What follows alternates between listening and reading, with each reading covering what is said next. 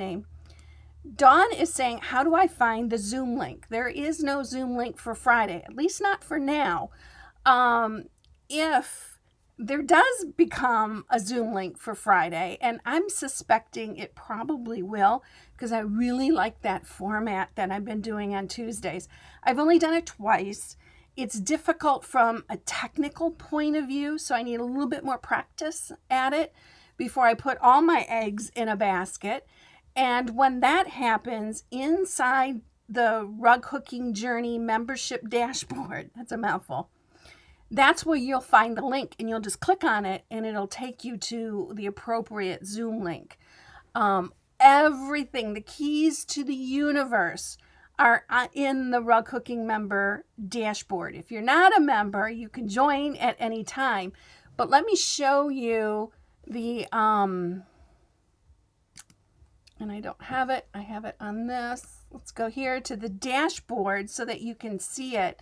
This is the membership dashboard. When you go to howtorughook.com, which is where all my online courses live, and then you click on dashboard, this is what you see. Now, if you don't see hello in your name, and this little guy up here doesn't say log out, then you're not logged in, okay? So log in, and then it'll say that. And then things that are for members only will light up. Like, for instance, office hours. If you're not a member, but you have a login because maybe you've signed up for my live email reminders, which I don't always send, but maybe you've signed up for that. That creates an account for you. You might be a member of the color planning course, and that creates an account for you because the color planning course is accessible right here. So whatever you have access to will light up and be in color. So that's where you would click office hours right now, just on Tuesday. So today is Friday, so you would click this one, which is for the live lesson, which takes you to my YouTube channel. So if that ever changes, you don't need an email, you don't need anything. You just come to the dashboard, you know what day it is, you look for that day below the icon, because on the rest of the week, on Wednesday, you're going to click here, and on Saturday, you're going to click here, and it'll take you to the right place, whether it's Zoom or not, okay? So that's going to be your best bet, Dawn, on doing that. The ones on Fridays right now are accessible through this live lesson link, and it is YouTube only. And Ellen is new to the group. Welcome, Ellen. If any of you are here new, please type in new in the comments so that I can welcome you. It is an amazing group of people, and you really begin to understand the scope of the people who are involved when you join the hook-ins or you come in on the Zoom meetings that I have on Tuesday. And just a hint on the Tuesday ones, come early. We talk about a half hour before I actually go live on Tuesday. Magnus is saying, when is the wool sale? The wool sale is always the last Saturday of the month. And another reason why you want to be able to log into the Rug Hooking Journey is over here under the wool sale. It tells you exactly when the next one is, even if it's like this one where it's 1 week early due to Halloween. Now, I scheduled it that way months ago. I don't know how many people are actually going to be busy on Halloween this year because so many of that's been canceled. But even so, I pushed it up a week early. So you could always see the date at a glance right there. Just while we're kind of still on the dashboard, if you're in any of the premium courses, so for instance, the VOW coaching, which is the virtual online workshop, here are the dates when those happen. The practical color planning course, here is the dates when that happens. Here's the link to the Zoom room, but it's only seen by members of the practical color planning course. So, and the same for the virtual die class. So everything is on the dashboard. So get in the habit of looking around there so that you can see what is going on. But just like, who did that recently? Who said new? Just like Nancy did. If you are new, put new in the comments so I can welcome you. And if you are new to this group, you don't know me. My name is Cindy Gay. I'm a rug cooking artist and teacher. I live in Northwest Ohio, which is south of Toledo, and I'm east of a little tiny college town called Bowling Green, right off of I-75. I'm in the country.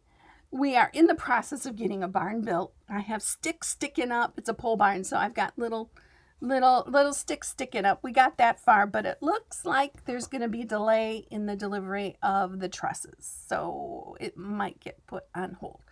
We'll see what happens. But I live here with my husband, 2 dogs, my dog Jack, who's older and has cancer, and my mom's dog Jewel, who is not a good listener, but she's learning.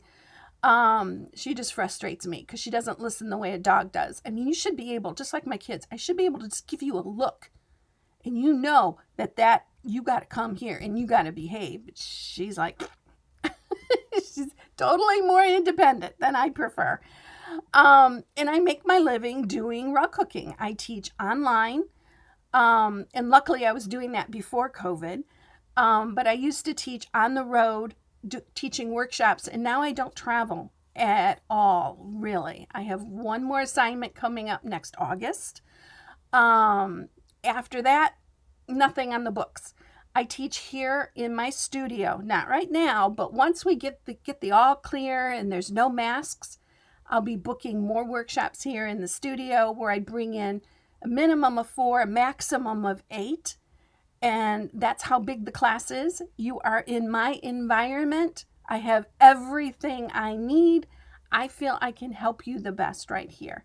So get some girlfriends together and we can get that scheduled.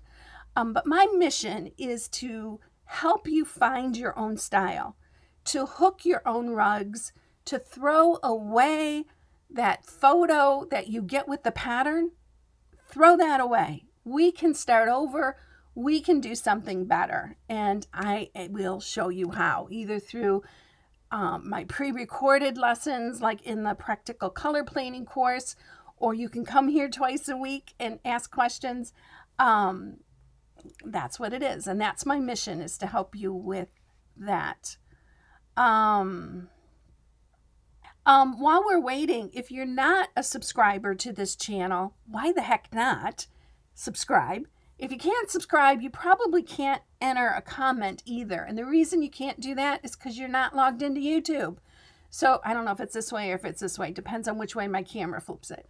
So log into YouTube and then you'll be able to chat and you can subscribe. That way YouTube will give you an alert every time I go live.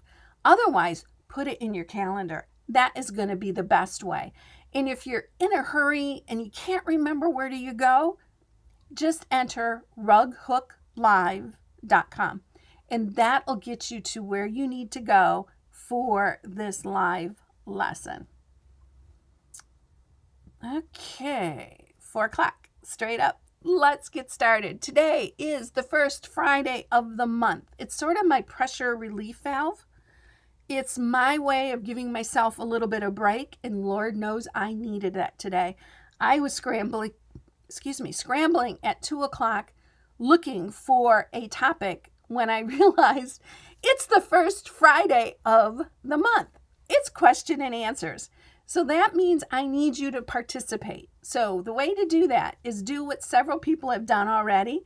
Put 2 question marks because my eyes are wonky, and that way I can scan the comments really easily and only read the ones with double question marks in front of them, okay? So let's get started with Andrea. She says, if I made a flower-shaped rug, so the edge of the rug would actually be petal or leaf-shaped, what would be the best way to finish the edge? Well, every method is going to be somewhat difficult.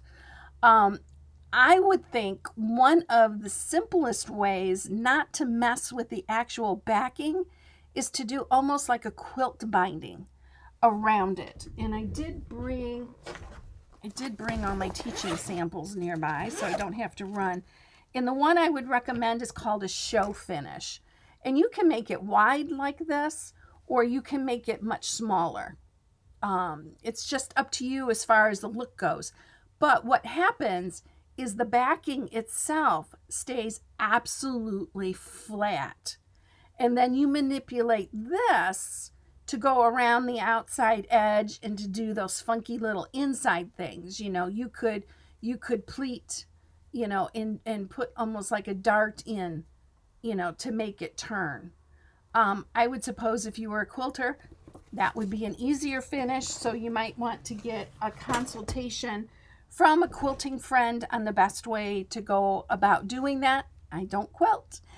I don't use that finish. I've used it a couple of times, but I don't feel proficient enough to give you much more advice other than that.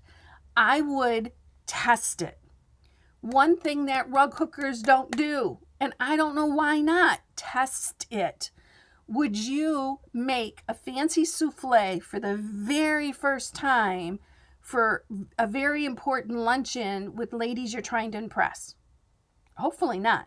Hopefully, the week before, you make a test one so that you know how that works. So why don't we do that with backings, right?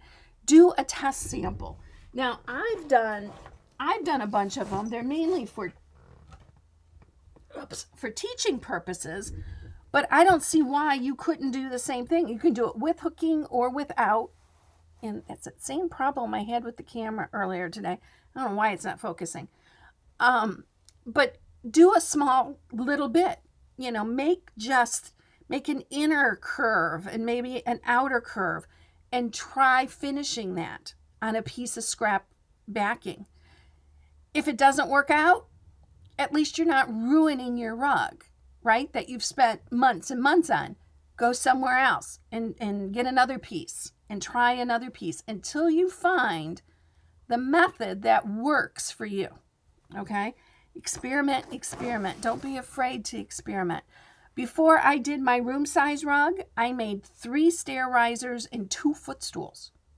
With the colors I was using, with the motifs I was going to use, I knew how those designs, how those patterns worked with each other completely. I did not have to second guess myself at all. When it came to the big rug, I just sat down and started hooking. And it looked like magic, but it wasn't, because I did all those practice pieces. So that would be my best advice to you, is to practice. So this is something, I know I covered this earlier, but Dawn is asking, is there a link to get on Zoom on Tuesdays? If you miss Tuesdays, Tuesdays recording does not live on YouTube. It comes down, and then I edit it and put it into the rug cooking journey. And right now, I'm really struggling with that edit. I'll get it. I've got everything. It's just very time consuming because I messed it up. So it has a Zoom room with actual rug hookers coming on camera, holding stuff up. And that's what I need to fix, is that during the live, you could not see what some of the girls were holding up and what they were asking about, but I have it in the recording. So I need to just insert all those little things of video and get that in there. But I'm thinking that is such a good format. I might do that for Friday also. And I'll have the little tiny lesson first and then bring in the Zoom people to ask the question. And it'll be available on Zoom for members only. But you can listen to what they ask and take care of it that way. Looking for double question marks. Pat is saying, I am looking for a soap recipe that you posted in the rug cooking journey. Okay, I didn't post it in the rug cooking journey. I posted it on Cindy Gay Rug Cooking. Can't find it. I know this isn't rug cooking related. Yeah, that's on Cindy Gay Rug Cooking. And if you just go there and in the search, put soap is probably enough, or dishwasher, because it's my favorite dishwasher soap. That came up during the hook-ins that we have now on Wednesday and Saturday. And we were discussing those kinds of things. People ask me for my recipe, and it's like, I'm just going to post it. That way I know where it's at, for one thing. But it is super cheap to make, and I don't need jet dry. And I live in a house with water where you would absolutely need that very expensive $5 bottle of jet dry. So I wash dishes and set them on next to the sink to air dry, and I get white spots. Okay, I have to dry them while they're still wet. If I don't, I end up with white spots on everything, because we have really hard water and it has to be softened, and that salt makes it through the filtering system, right?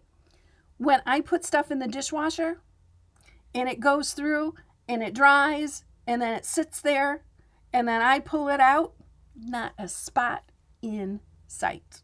So, and less than regular dishwashing soap. And I don't have to lug it and bring it home. So all's good there. So yeah, that's on CindyGayRugCooking.com. Leslie is saying, she's from the Laurentians in Quebec. I had a couple of questions, but I think they might be better for a Tuesday session. I sent images via email. Oh, okay. I will look into that. Nancy is saying, just finishing my first hooked wool yarn rug. How and when should I steam or block it? I steam my pieces after they're hooked, but before I do anything to the backing. I haven't cut it off. I haven't done anything.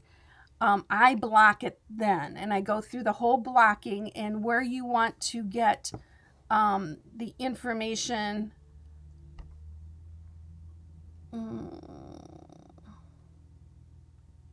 I had that typed in, but I don't see it. You want to go to CindyGayRugCooking.com/FF, and it has instructions in long, drawn-out detail on how to do the fold-forward finish.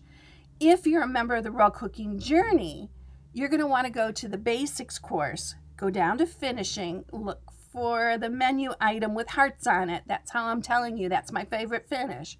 Click on that. There's a PDF there that you can download. Having that PDF where you're not locked to a computer is really handy, but that's available for members only.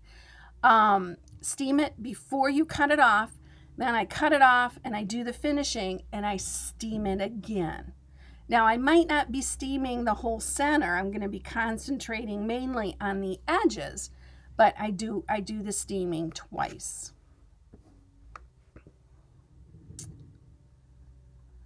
Okay.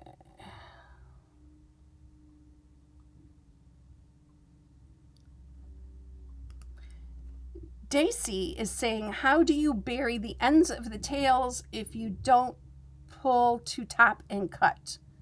Well, I always pull them to the top and cut. And I know there are some people who mess with hiding their tails. I don't do that, but I challenge you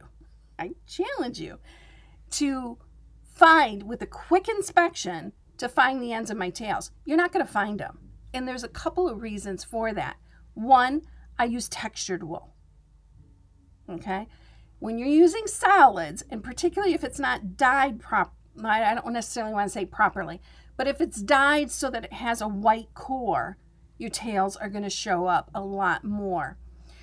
Depending on how you cut your wool, I pull up one tail at a time. I don't pull up two and cut them both off, because when you do that, they're exactly the same and they're going to show up more, right?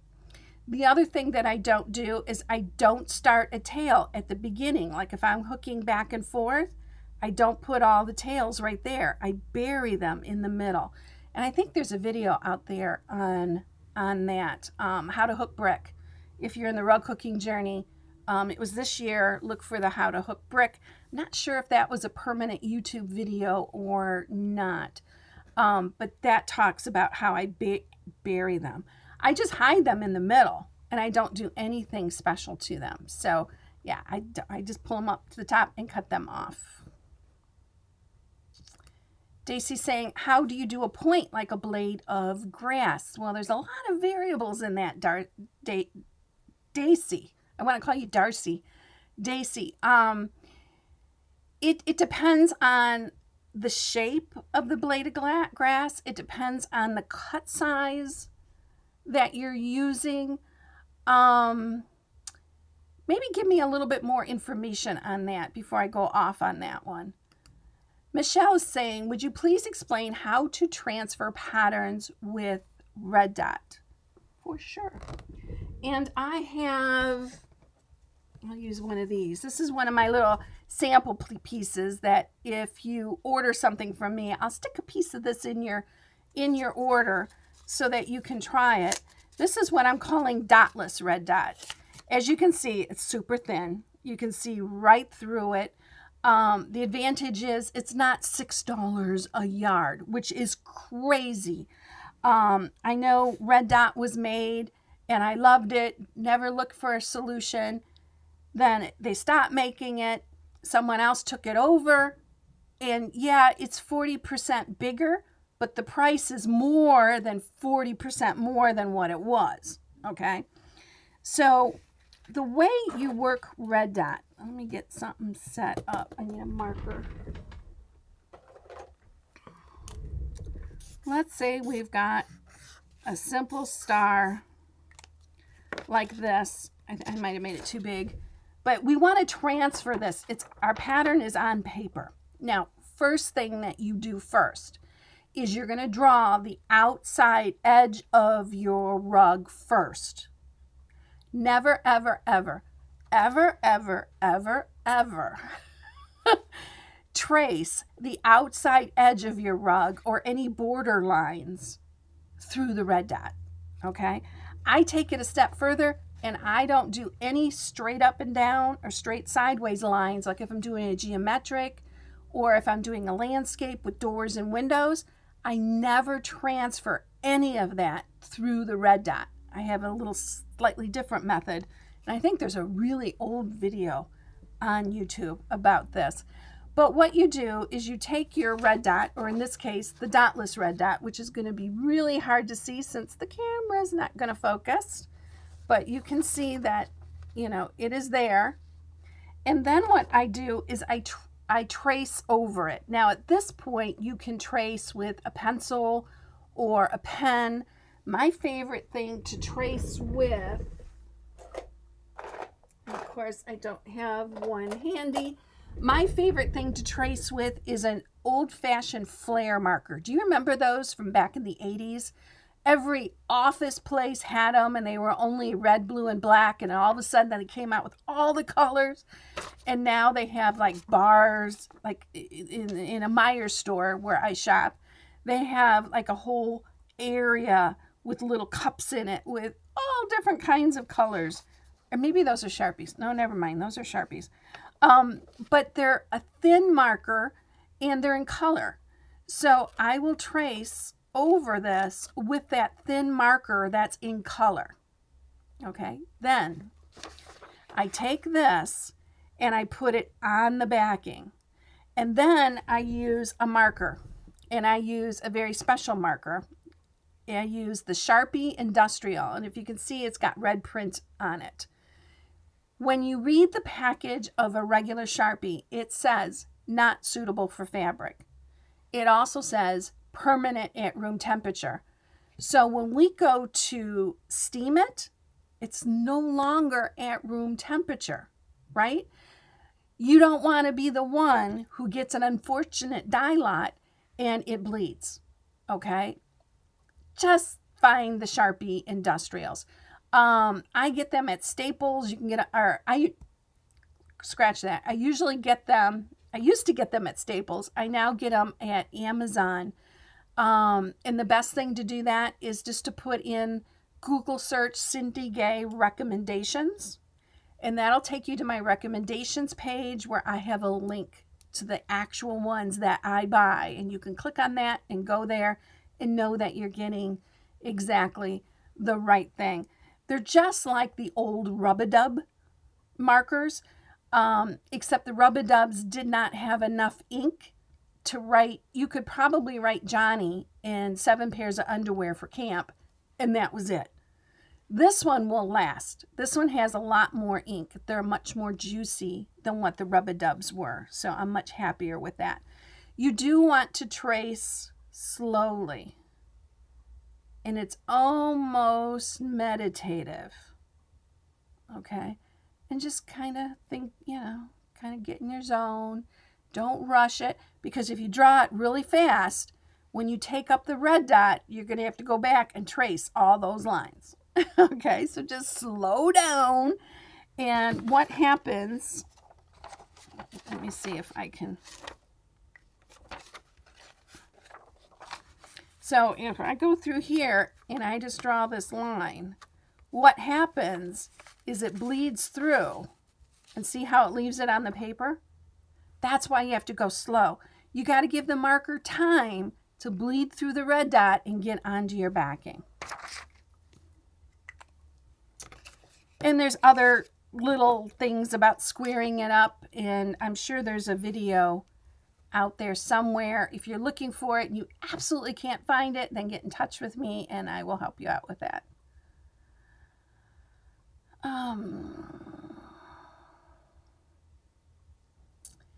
Jess is saying, if you do a show finish, you may not have to pleat it if you cut the wool / fabric used on a bias. It will stretch and bend around the curved edges better. That's true. It's going to be expensive. Because it's basically like taking your best yard of wool and just cut it in half. Because for all extensive purposes, that's what you're doing. But yeah, if it's an important finish and you've tested it and that's what you want to do and you want to get the best, that would be a great way to go around doing that.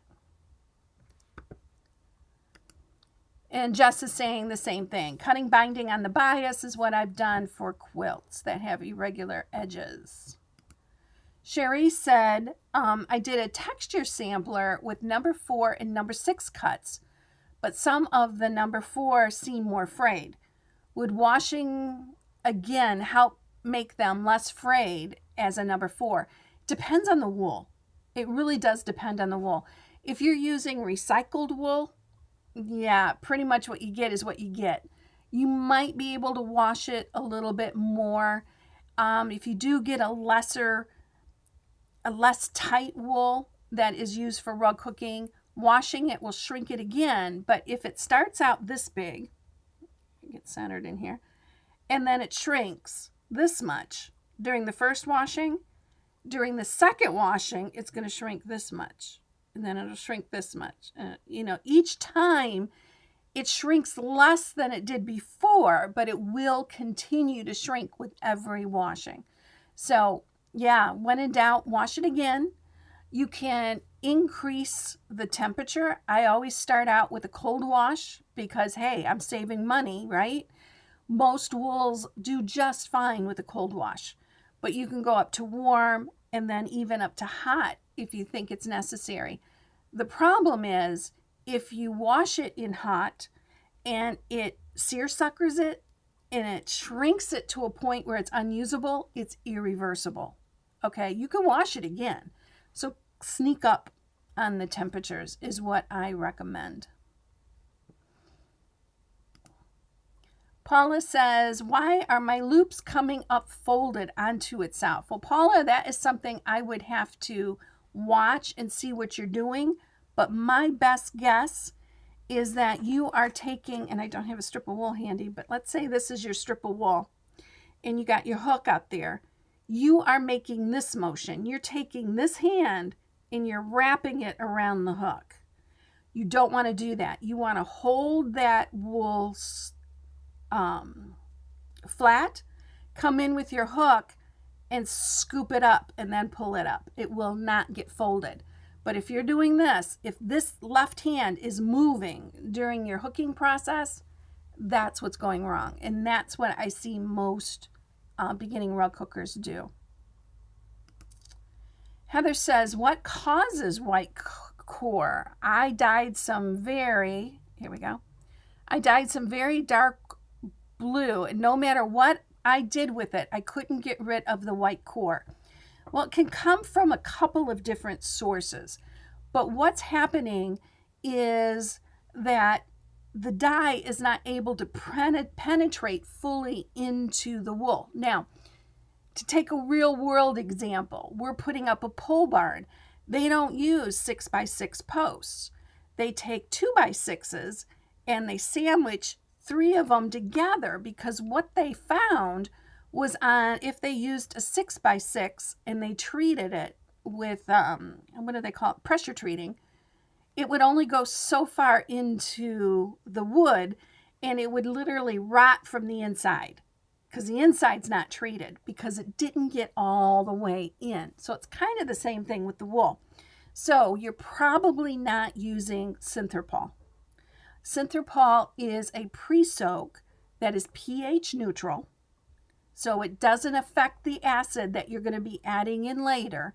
If you soak with soap, you have to add a lot more acid, okay? And if you're soaking with jet dry, I don't even want to talk to you, because my God, that stuff's expensive. That's why I make my own dishwasher soap, okay? Jet dry, I don't know what the pH balance is on jet dry, but I'm guessing it ain't acid. It's going to be alkaline. And that's going to mess with the amount of acid you add. So don't use jet dry. It's not recommended by the manufacturers. It's something that people have found works. Yeah, I'm just not sure of that. Use Synthrapol. Make sure it soaks in. I take Synthrapol and I dilute it. I dilute in a 8-ounce bottle, which is about yay tall. I put in about this much Synthrapol. I fill it up the rest of the way with water. I give it a 1-2 kind of a thing, and then I pour that into my wool. It distributes it much better if it's diluted. The other thing, Paula, is if you're putting the wool into hot water. Assemble everything while it's cold, then put it on the burner. One of those 2 methods should get you away from white core. Ellen says, can you print to red dot or mesh from a big plotting printer? I don't think so. Trace your pattern. Yeah, it takes time, but so does rug hooking. But I will tell you that by you sitting there and tracing very carefully that pattern twice, because you got to get it on red dot, right? And then you put it on the pattern and then you trace it again, you will know that pattern and you will know it very intimately. Taking shortcuts, I'm just not a big fan of that. And those big giant plotting printers are expensive, and I can't imagine what fiber would do to those little pens. I mean, I haven't used one in a while, so the ones I used were antique technology probably by now, but I think it would still kind of mess it up. Heather said, I did use Synthrapol and soak the wool overnight, still got white core. Did you start it in cold water? Because I've never gotten white core. The only time I get white core is when I put it in hot water, because I saw other rug cooking teachers doing that, and I thought I could save a ton of money. I'm cooking it, for an extra 30, they're taking it out when the water's clear. I'm cooking it an extra 30 minutes after the water's clear. I'm dumping that water out or leaving it in the pot so the wool can stay in the pot overnight. That's another thing you might want to try. Let it cool down in the pot. Don't put your acid in right away. That's another thing. Maybe if you're putting your acid in too soon, that would be another thing. Yeah, you shouldn't be getting in it. If you've done all of that, I would question the wool. Whose wool are you using?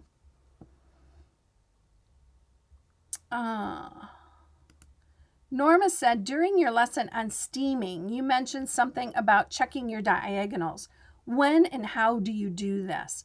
I do this once I have the rug completely steamed, but I don't have the backing cut off. So it's still in its, hooking form, right? And this is especially important if you're doing an oval or a circle and you'll just want to draw a circle around it. It doesn't matter if it's off. You just want to highlight a rectangle or a square around your oval rug. Then measure the diagonals. And you literally just measure from one end to the other. If this one says 24 inches, this one says 24 and a half, you're going to want to come here and pull on those. And then you measure it again. Now it's 24 and a quarter. And the other, and so you're just going to have to pull and pull and pull until it's perfect. And it'll get there. And then you let it dry. Let it dry, let it dry, let it dry. I give it a full week. Okay, depending on conditions, if it's humid, it's going to take longer. It needs to be way past dry, because what's going to happen is you've made all those fibers limp and loose. And as they dry, it's like concrete forming, and they stay in the position that they're in. So if you stop too soon and you roll it up, guess what position it's going to remember? It's going to remember being folded or rolled, and it's never going to lay completely flat. You should lay dead flat. Okay, so Heather says, can't remember if I started with cold water. I definitely will next time. Yeah, and there's benefits to starting with cold water, because you can put your dye in while your pot is in the sink. So if there's any splashes or spills, easy peasy. You can get in with your hands. You wear the big gloves, but you can get in with your hands and squeeze it, and move it around, and make sure that, everything is touching. Make sure there's enough water to take care of it. And all of that will make it work.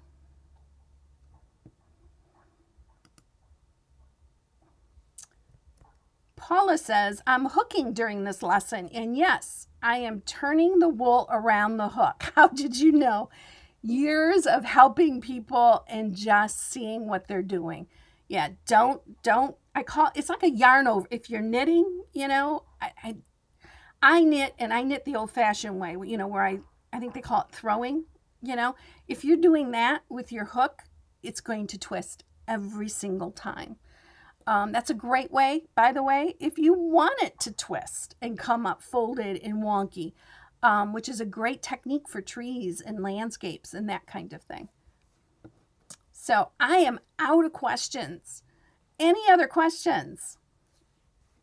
I'm going to take a sip of tea, give you a minute to type something in.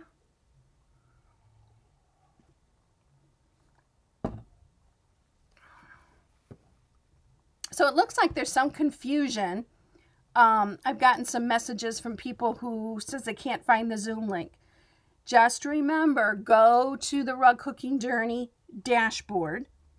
And if it's public, like this lesson, this is public. You do not have to be a member of the Rug Cooking Journey to see this lesson. You can go, let me show you, because some people just did not know. And let me do an incognito window so I'm not logged in. And I'm going to go to howtorugcook.com and wait for my slow little internet. And then I'm going to go to the dashboard.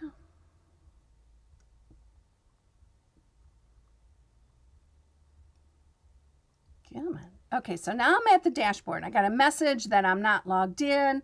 I can tell that I'm not logged in because I have a login option here, not log out, right? It doesn't have my name, which it should have. Plus, I'm seeing the login screen.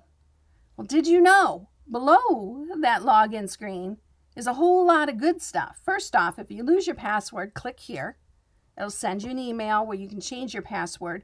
Or if you don't want to mess with changing your password, maybe you're at a friend's house and you want to log in, you can do this, send me a snappy login instead.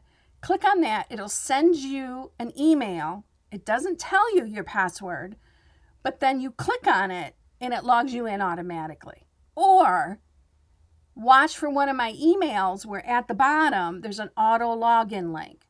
Click that link. It's programmed specifically for you. Click that link and you're logged in. Okay? Try to make it as easy as possible. particularly since a lot of people are watching and accessing these lessons on small screens, such as an iPhone or an Android, a smartphone, or on a tablet. And sometimes typing on those is not so much fun. But, and there's some information here, about a little video about using, I think this is about using the snapping link. But you come down here, look, it's the dashboard. The dashboard is there. Now, certain things like the rug hooking coaching and the office hours, which are for members only, are not lit up. But if it's the live lesson like it is now, boom, you can watch that. If you want to see what's new, what new lessons I think that works. What new lessons have I added to the rug hooking journey? I always have a little message here. And then these are all the lessons that have been added in the last 45 days. So you can review that, if you log in every 30 days, once a month, you'll always be on top of what the new information is. But you can click on the wool sale and boom, go to the wool sale. You can click here for the live lessons. Once you log in and you're a member of the rug hooking journey, you'll be able to click here for office hours and you'll be able to see that. Okay, let's go back here. Jane is asking, when you start to design your own patterns, what are guidelines, tips to know? What cut size you'll be able to hook the pattern in? Yeah, that would be one of them. What are you designing for? Is it intended to be, fine cut shaded? Is it intended to be more of a primitive? And then you're going to want to make sure that your pattern is hookable. And I think I did an article. I think there's an article on Cindy Gay rug hooking about a pattern being hookable. But basically, you can take a cut strip and lay a cut strip on it.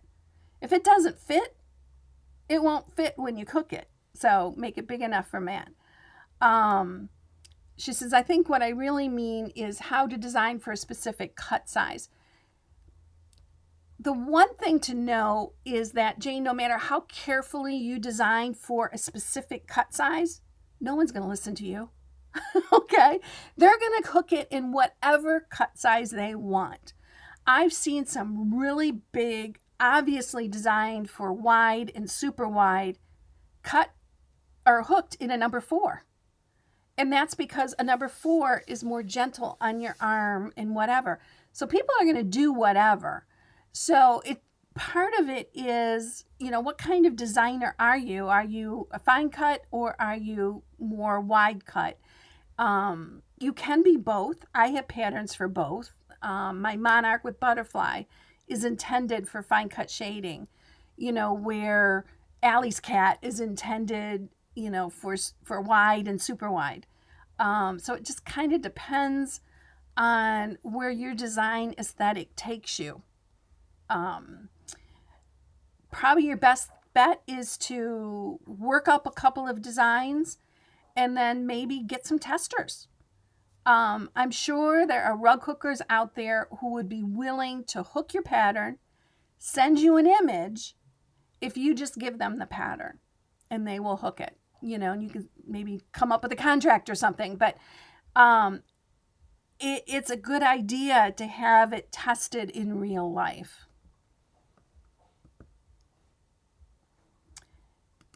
She says, I'm finding my way and seem to waste time on this calculation. Don't waste time. It's not a calculation.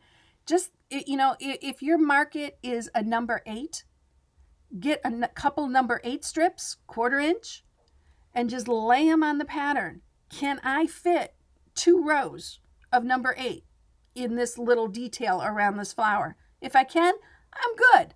And it'll work for all the smaller cut sizes just fine. Norma said, what was I doing wrong at the wool sale? I typed in the lot number, but it didn't show. Did I need to hit enter? Yes, you need to hit enter. The other thing is it needs to say all participants, but that's just more for everybody else. I see everything. I see everything. Yeah, you got to type in the number and then press enter. Yeah. I'm sorry, Norma. That's not good. But there'll be another one. And the wool sale in October is going to be, I'll be here. I'll be assisting, but it'll be Kim's wool this month again. Gives me a little bit of a break. It takes at least a full day to get ready for the wool sale, often more. And then you have the wool sale, and then you got a day or two of packing up packages. So it takes a lot of time. And some months I'm just like, okay, I'm done. I cannot dedicate 3 days out of my month for that. And Kim doesn't have any shows because everything's been canceled, right? So this way you guys can get a good taste of that.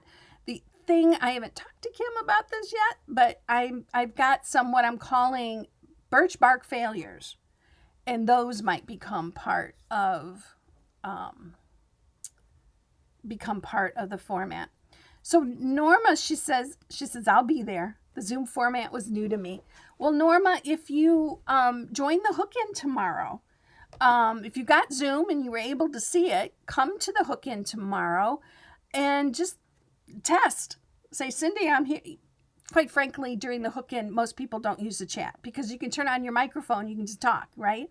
So, but I keep the chat window open just so I can keep an eye on it. And, just testing, see, trying to enter a comment and have at it and give that a good test. So yeah, that's tomorrow at 4:00. How do you get there? You go to the howtorughook.com, go down to the bottom, click on the hook-in. That is lit up. Let me show you again on the screen.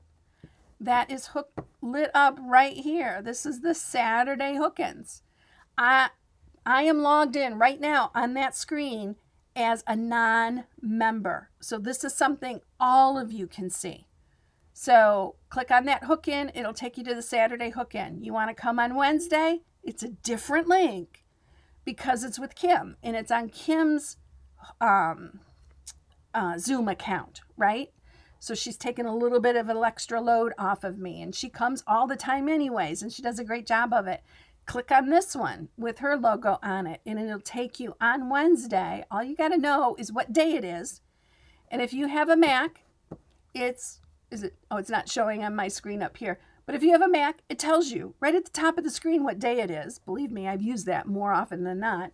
And then just come down here and figure out what day you need to click on. They're always at 4:00. The wool sale's different. It's at 2, and that has to do with lighting. I want to do it during the day when the lighting's good because I don't want to mess with artificial light and it changing the color even more than just our monitors do. Oh, wait, I got one more up here. Heather says, when do you have the Christmas bundles ready for sale? You had mentioned that you do some up for gift giving.